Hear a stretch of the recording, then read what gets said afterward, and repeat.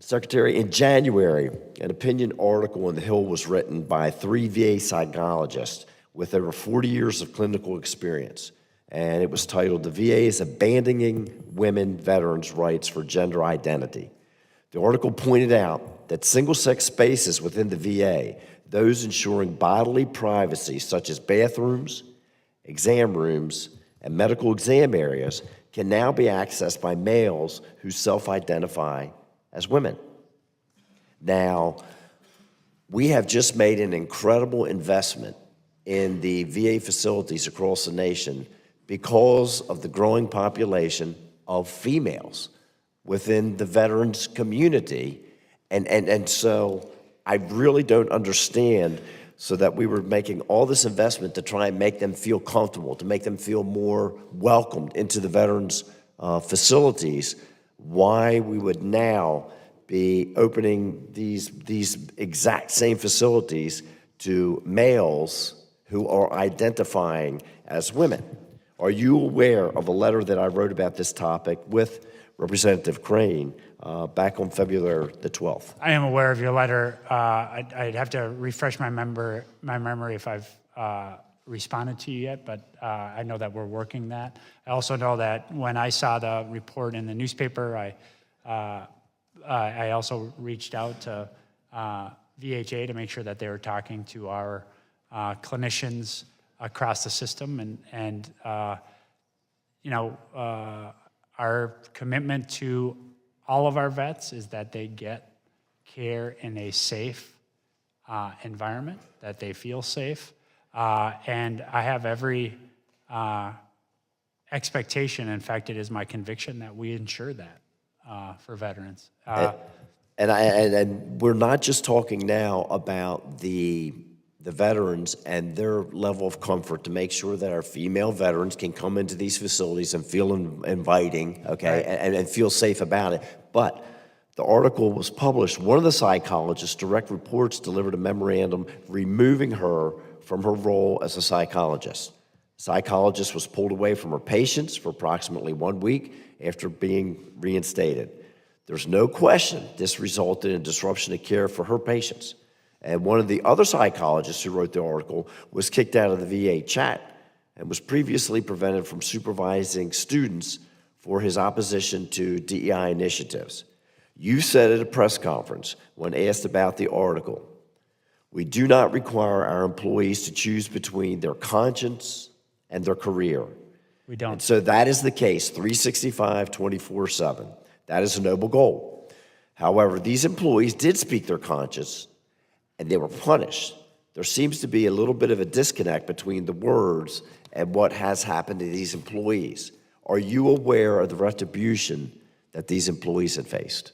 What I understand is that it's standard VA practice that when there is a dust-up around a provider, that the local leadership would take a look at what the dust-up is about, and then they'd make some decisions about it.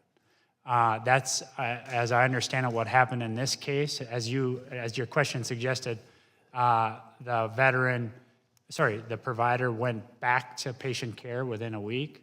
You said there's no question that it impacted the veterans' care. I actually haven't seen any sense that there is a question whether it impacted veterans' care, meaning I've seen no evidence that it did impact veterans' care. And those kinds of procedures, which are laid out in VHA practice guidebooks across the system, are the kinds of steps that I would think a responsive, high reliability organization would take. But the employees should not, in your words, be subject to retribution for speaking their conscience. I don't think this was retribution, Congressman. Look, again, this is all derivative. I'm learning this partly to make sure that I can respond to you, Mr. Crane. But these are decisions. These are potential processes laid out in VHA guidebooks about how to make sure that we're managing the provision of care effectively across the system. I don't think this is retribution. The person, there was questions about the dust-up. It sounds to me like the local leadership looked into it, and within a week, the person was back on the job. As to the employee-controlled chat group, I don't think it's appropriate for me to start managing who's members and who's not members of a chat group. I think those are collegial decisions that our professionals can Well, can manage I will take you at your word because we always have been able to rely on each other. Yes. And it's always been my experience that when you are made aware of these things, Yeah. that you have looked into them and made sure that they were made straight. The last comment that I would just like to make is that while Ranking Member Taekwondo embraces the expansion of the VA, what our job here is to make sure that the veterans get the care that they have earned, that they deserve, when they want it, where they want it, not to protect the VA.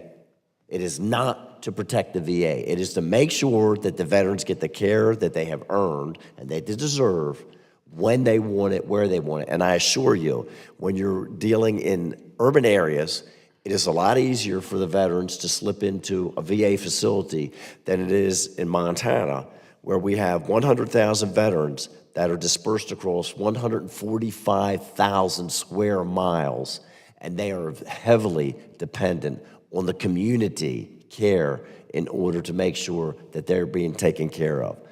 Thank you very much. I appreciate. Thank you. I appreciate all your work. Thank you. I appreciate your always being available to me. And look, I think Montana is emblematic of the challenge that we face as a country, which is access in rural settings.